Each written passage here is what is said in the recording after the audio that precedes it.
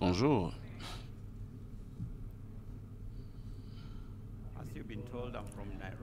Quand on vous a dit je viens de Nairobi, Kenya, certains peuvent avoir écouté de l'effroyable attaque qu'il y a eu dans nos marchés. Ils ont tué beaucoup de personnes à Nairobi là-bas dans un mall et beaucoup sont restés là-bas. Les gens de partout du monde ont été vraiment... Parce que c'est un endroit où les gens, les ambassadeurs, les gens se rassemblent là-bas pour pouvoir socialiser, faire des choses et manger dans le mall qui a été attaqué. C'était vraiment une cible bien réussie pour ces assaillants qui nous ont attaqués. Pendant que les leaders de partout dans le monde condamnent, et les Kenyans continuent à se poser la question, pourquoi ceci nous est arrivé? Moi aussi, je me suis posé la question, mais ce dernier dimanche, avant de venir ici, j'ai lu un de nos journaux les plus connus de la parution de dimanche. Ils ont dit que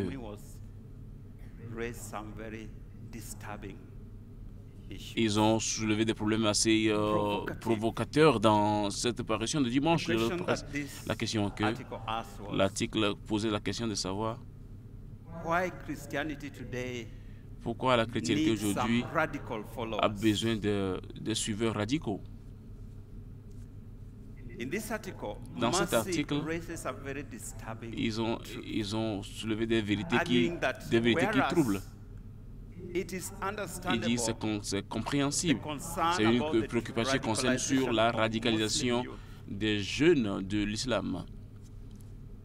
Mais il dit que la plus grande préoccupation c'est la non-radicalisation de la jeunesse chrétienne. L'article a continué par dire et a soulevé des réalités. Il dit que tout le problème dans notre jeunesse, c'est que la plupart d'eux sont enracinés pas en Christ, mais dans le monde. Au lieu d'être encouragés de pouvoir mener une vie au modèle de la chrétienté, mais ils sont plutôt encouragés et ils sont en train de poursuivre la bonne vie, la santé et l'évangile de prospérité. Ceci, ce n'est pas un journal chrétien, c'est juste un journal local dans notre pays, mais pour eux de pouvoir écrire des choses comme ça dans l'écran, ça veut dire que c'est vraiment important. Et il a continué par dire ceci. Où sont alors ces chrétiens-là aujourd'hui? Nous avons besoin d'une génération qui vit pas pour eux-mêmes, mais qui vivent pour Christ et qui a vécu pour nous, qui est mort pour nous. Certains parmi eux qui ne savent pas, les madrasas, c'est les enfants des écoles de dimanche chez les musulmans où les gens sont endoctrinés. Donc la question est de savoir où sont les madrasas chrétiens, où sont ceux-là qu'on pourrait enraciner aussi fortement. Je dois vous constater que cet article m'a laissé avec une grande question dans mon cœur et dans ma pensée aussi. Que coûtera-t-il pour nous de radicaliser les chrétiens, de rendre les chrétiens radicaux aussi? Mais au fait, la plus grande question est de savoir, et c'est que quelqu'un a soulevé ici l'autre jour. Nous, en tant que dirigeants chrétiens, est-ce qu'on ne nous préoccupe pas des injustices qu'il y a autour de nous? Est-ce que nous cherchons vraiment à payer le prix de faire ce qui est nécessaire pour pouvoir répondre à ces questions? Et je sais qu'il y a il y aura beaucoup de réponses, mais si nous voulons vraiment grimper la prochaine montagne ou de pouvoir enraciner nos enfants dans la connaissance et de les relâcher, nos jeunes, nos enfants, pour être des partenaires avec nous dans la mission, nous devons vraiment vouloir de payer le prix. Nous devons être prêts à faire ce que cela nous coûte de pouvoir le réaliser. Et dans ma présentation ce matin, de la vie, ce que j'appelle la stratégie de Mordecai. Je sais qu'il y a trois choses que je voudrais souligner. C'est un travail de parents, mais sacrificiel, un emplacement stratégique et aussi la Bible dit dans Exode chapitre 2 que Mordecai a eu dans Esther chapitre 2 verset 7 que Mordecai a eu un cousin qui s'appelle Hadassah qui il a éduqué, qui n'avait pas de père ni de mère. Que Mordecai a eu la responsabilité parentale de pouvoir de celui-là qui n'avait pas de parents mais qui était au fait que sa fille. Ceci va vous paraître plus évident. Nous devons poser la question de savoir qu'est-ce que ça coûte pour Mordecai de pouvoir combler le vide de l'éducation parentale qui n'est pas. J'ai étudié deux choses, la compassion, la provision et le fait d'éduquer. Parce que je sais que c'est seulement la compassion qui peut nous continuer à pouvoir éduquer ou de prendre soin d'un enfant de qu'une personne. C'est seulement la compassion qui peut nous permettre de voir les potentiels dans un enfant et de les maximiser et de prendre cet enfant-là pour nous. Mais la compassion à elle seule ne suffit pas de pouvoir le faire. Mais un enfant a besoin de beaucoup plus de compassion. Il a besoin de la provision, de la nourriture, de l'éducation, et il a besoin de l'habillement, il a besoin de toutes ces choses que vous savez qui vont aider un enfant de pouvoir grandir, d'être celui que Dieu l'aspire le premier à être. Parce que la compassion et la provision à elles seules ne suffisent pas pour pouvoir éduquer un enfant, ne va pas suffire pour radicaliser un enfant. Nous avons besoin d'éduquer l'enfant, de l'entraîner, de le former, de le discipliner et de veiller à ce que cet enfant-là travaille dans la bonne voie pour qu'il garde les valeurs. J'aimerais dire que la compassion, notre cœur est vraiment bougé quand nous voyons les besoins à cause de la nature de Dieu qui est en nous, parce que nous avons vraiment la compassion en nous et nous voulons vraiment prêcher aux gens qu'il faut s'occuper des enfants, la provision. Quand nous avons les ressources,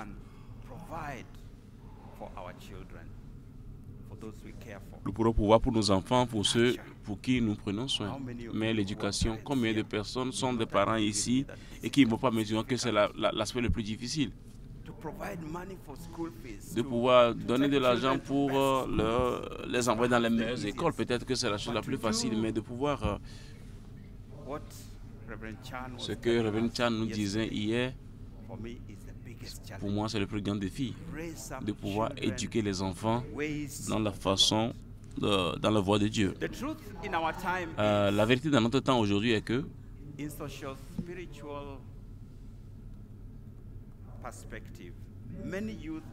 dans la perspective socio-culturelle aujourd'hui, avec les enfants avec de grandes potentialités, mais ces enfants-là n'ont pas de père ni de maman. Ils ont des pères biologiques, ils ont des mères biologiques, mais ils n'ont pas de père ni de mère parce qu'ils sont vraiment occupés en train de chercher leur vie, comme Salomon le dirait. Ils n'ont pas le temps de pouvoir éduquer ces enfants. Ils savent que nous avons mis beaucoup d'emphase ou beaucoup d'accent sur les parents. Mais je leur dis que le monde des enfants, ce que les enfants ont besoin de plus de Mordecai ou qui vont juste les aider à pouvoir de l'avant. Sinon, ils auront un futur sombre, mais ils ont besoin des parents qui peuvent se sacrifier pour eux, pour jouer leur rôle de parents. Je pense que Dieu nous a tous rassemblés ici afin d'être ces parents-là qui vont se sacrifier pour les enfants, pour ces Mordecai, pour que nous puissions voir les Esther de notre temps, que nous pouvons dire je pourrais faire quelque chose pour cet enfant. Que je ferai tout pour éduquer par exemple cet enfant afin de devenir la personne juste qui pourrait changer le monde demain. Mais la question qui se pose est de savoir que nous coûtera-t-il?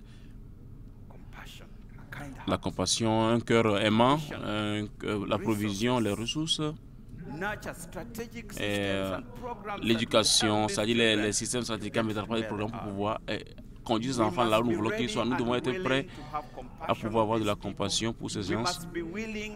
Et nous devons être vraiment prêts à pouvoir relâcher des ressources pour aider ces enfants. Nous voulons vraiment chercher, être prêts à mettre en place des programmes et des systèmes qui vont nous aider à éduquer ces enfants dans un monde assez... Je ne suis pas en train de parler des orphelins. Je ne parle pas des enfants qui sont nécessités, mais je parle de tous les enfants dans le monde parce que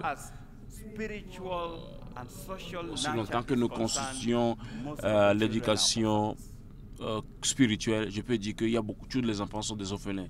Parce qu'ils ne sont pas pris pour compte, ils sont laissés pour compte. Pour moi, en tant que pasteur, des fois, j'étais pasteur titulaire dans notre église principale. Et c'est venu m'en penser comme une révélation, comme il est venu à David. Quand David a compris que vivant dans un palais et Dieu était là dans une tente. C'est un dimanche matin quand il pleuvait. Je conduisais et j'allais à l'église. Et nos enfants sont dehors là-bas dans les tentes. Parce que nous avons mis des bâtiments appropriés pour les enfants. Chaque fois que nous construisons, nous mettons les structures pour les adultes. Nous pensons que quand les ressources vont venir, nous allons mettre les classes d'école du dimanche pour les enfants. Nous allons mettre l'église pour les enfants, dans la chapelle pour les enfants. Ils étaient là et il pleuvait. Et je pouvais voir ils étaient comme des poussins en train de grelotter là-bas sous le froid. Je disais, mon Dieu, comment pourrais-je m'asseoir dans une place aussi confortable pendant que nos enfants sont là-bas dans le froid? Je me rappelais que j'allais vers notre bishop et je lui ai dit, il y a quelque chose qui ne marche pas du tout. Nous avons besoin de construire des bâtiments pour ces enfants-là. Il a dit, mais non, pas d'argent. Et j'ai dit, maintenant nous allons commencer et nous allons mettre notre confiance en Dieu de nous donner de l'argent pour pouvoir mettre les bâtiments pour les enfants. Nous bénissons le Seigneur parce qu'aujourd'hui nous avons vraiment de beaux bâtiments pour nos enfants et pour nos jeunes aussi. Et ceci, c'est notre politique aujourd'hui que nous sommes en train de mettre des constructions quelque part pour nos sanctuaires ou nos temples de culte assemblée. Nous devons à tout prix avoir une chapelle ou une classe pour les enfants avec toutes les facilités qu'il y aura autour, sinon nous n'irons pas de l'avant. C'est notre politique maintenant. Parce que si nous sommes sérieux vis-à-vis des enfants, nous devons faire quelque chose pour eux aussi. Nous sommes prêts à mettre les ressources ensemble pour pouvoir prendre les enfants qui sont des enfants. Nous allons dans les centres chrétiens pour prendre les enfants pour le susciter pendant que nous mettons beaucoup d'argent là-bas. Nous allons reconnaître que les médias et la technologie est en train de capturer nos enfants. Comment est-ce que nous allons positionner nous-mêmes quand nous voulons vraiment toucher ces enfants? Nous devons vraiment rentrer dans les médias. Et c'est un exercice très, très coûteux, très onéreux. Et nous devons mettre une télévision. Nous avons commencé cela récemment. Nous sommes arrivés au point où nous sommes dit c'est très, très coûteux. Les gens sont en train de dire, mais nous devons peut-être fermer la station télé. Nous ne pouvons pas le gérer. J'ai dit, mais c'est là où le monde va aujourd'hui. Donc nous avons besoin aussi de parler le langage là pour pouvoir convenir. Sinon nous n'allons pas être nos enfants. Afin que nous puissions y mettre des ressources. De pouvoir aider nos leaders, de pouvoir avoir cette idée. Je vais demander à l'équipe de médias de pouvoir mettre ensemble une vidéo que je vais vous montrer de façon brève. Regardons cette vidéo. We are living in a sight and sound generation where new media has become the prime tool of communication. In Kenya alone, there are 41.5 million people. 89% of these get news and information from Radio Weekly. où le média est devenu vraiment un média important en Kenya. Il y a 41,5 millions d'habitants. Il y a des radios. Et 7% des gens, ils ont accès à la communication à travers de leur cellulaire, par les réseaux sociaux, etc. Nous avons besoin de prendre le devant des choses pour pouvoir utiliser les médias pour propager la cour du royaume. Et vous voyez les lieux où les gens sont bombardés par les mauvaises nouvelles et tout ce qu'il y a.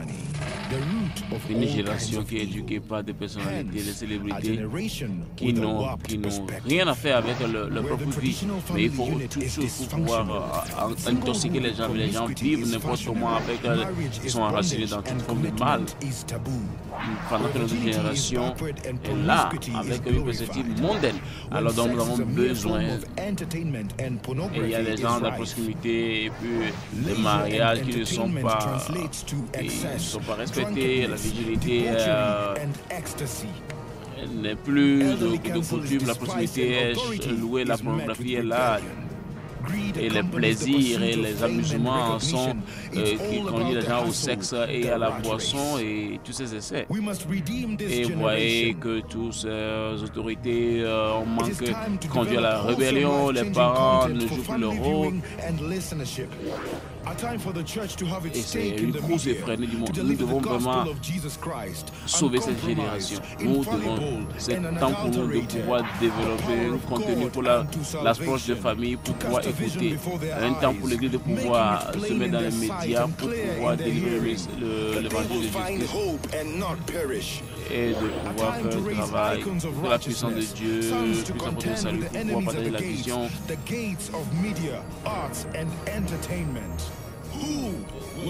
Les gens pourront avoir l'espoir et ne pas périr, afin que les gens puissent se lever et que les gens puissent se lever contre les ennemis du royaume et puis faire. Qui va se lever et faire? Qui va se lever et faire? Mais pour cette génération, pour pouvoir prendre le dessus pour la cause du royaume, nous devons vous joindre des amis de l'espoir et prenez part à la chose.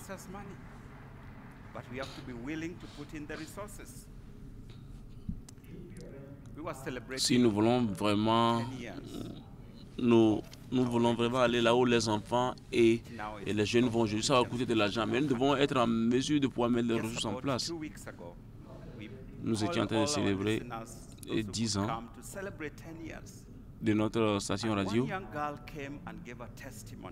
qui est vraiment notre station radio la plus connue maintenant au Kenya. Il y a 2 semaines, nous avons appelé nos auditeurs de venir célébrer avec nous 10 ans. Et il y a une jeune fille est venue donner un témoignage.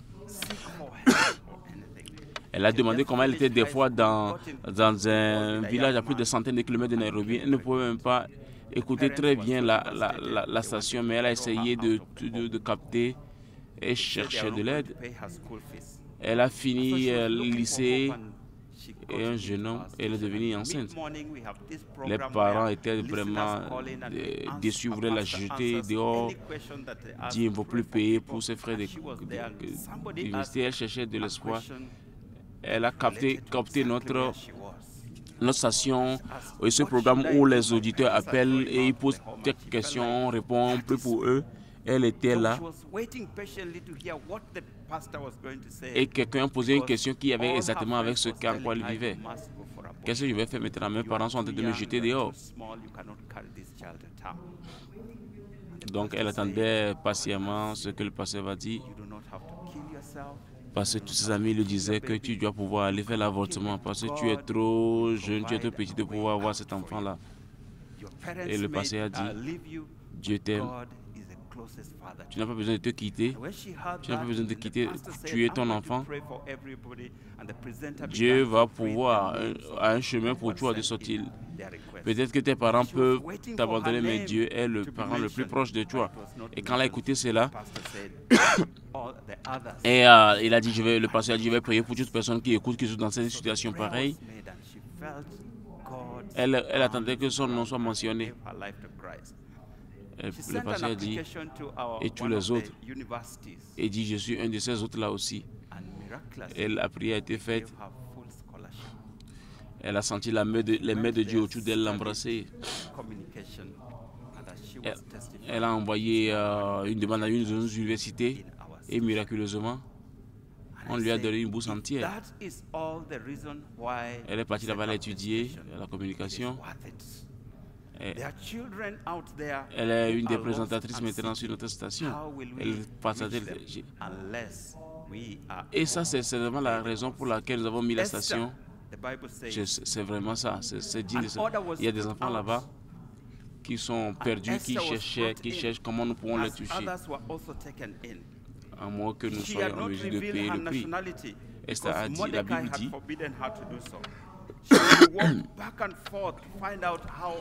mais il y a un plan qui était mais Esther a été ramenée afin que les autres soient rejetés. Elle n'a pas révélé sa nationalité, mais parce que Mardoché, mais elle était censée voir ce que Esther était. Mais autrement, c'est le positionnement. Nous devons être en mesure d'identifier les Esther de notre temps et de les positionner de façon stratégique dans les endroits spécifiques où ils peuvent être utilisés par Dieu. La vérité et la réalité est que l'Église fait face aujourd'hui à des réalités au temps de Mardoché. Nous devons vraiment identifier les Esther de notre temps et de les mettre au temps indiqué pour qu'ils puissent être en mesure de pouvoir défendre les causes. La peur que les gens ont dans l'économie et dans les médias, les communications, le mariage et la famille, l'éducation et la science, et le gouvernement et la politique et la religion et la politique et tout ce qui est connu généralement comme les 7 sphères de l'influence aujourd'hui, comme des Mardochés. Nous avons besoin de placer nos enfants de façon stratégique. Ça veut dire pour le faire, nous devons avoir nos oreilles pour écouter et de pouvoir mettre nos genoux aussi à terre pour pouvoir prier et pouvoir mettre. Mais les placer seulement, nous devons être en mesure de pouvoir aussi payer le prix et de pouvoir les supporter.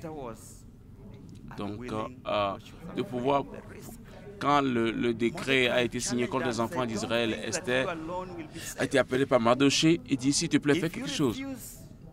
Mais Esther, elle avait peur de prendre le risque, mais Mardoché l'a défié. Elle a dit, non, tu dois faire quelque chose. Si tu refuses de faire quelque chose, d'agir, donc le salut, la délivrance venant de notre chose, et toi et ta famille. Et sans, Esther a dit, je vais aller vers le roi, et si je péris, je péris. Et imaginez le risque que Mardoché est en train de mettre devant Esther. Imaginez un peu le risque qu'il est en train de placer devant Esther, d'aller faire devant le roi. Le roi pouvait tuer Esther, pouvait le tuer lui aussi, Mardoché, mais nous disons qu'ensemble avec Esther, soit nous allons mourir, nous allons périr, ou peut-être nous allons... C'est mieux pour nous de mourir en faisant quelque chose. Aujourd'hui, le monde est... Disons qu'il y a des décrets qui sont signés contre l'Église aujourd'hui dans le monde. Dans plusieurs endroits dans le monde, l'Évangile n'est pas accepté. En plusieurs endroits, ce n'est pas accepté de partager la parole de Dieu. Mais nous devons pouvoir défier nos jeunes gens et nos enfants d'être en mesure de pouvoir partager leur foi dans la façon dont va vraiment à toucher le monde. Cela veut dire que c'est un risque que nous prenons nous-mêmes et un risque pour les enfants, un risque pour nos jeunes gens aussi. Mais nous devons vraiment sagement mettre cela à exécution. De sortir au nom de Jésus. Combien parmi nous sont prêts à pouvoir se lever et à vraiment faire le travail? Je sais que vous êtes prêts. Vous connaissez cette histoire sur un roi. Il y a une fille très belle. Il a dit, je vais donner ma fille à toute personne qui va nager, traverser cette rivière qui est remplie de crocodiles. Chaque jeune ont regardé à la fille, je vais être celui-là qui va épouser tes filles.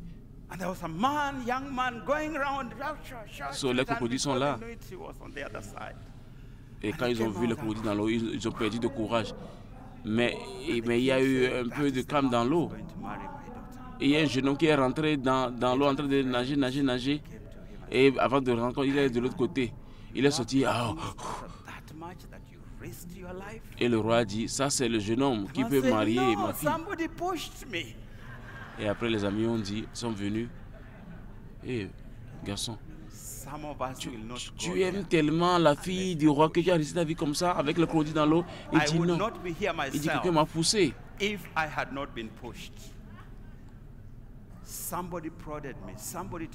Certains parmi nous n'iront pas là-bas, à moins que nous les poussions. Je ne serais pas ici si je n'ai pas été poussé pour être ici. Quelqu'un m'a pourvu, quelqu'un a dit c'est possible. Est-ce que nous allons pousser nos enfants, nous allons le pouvoir?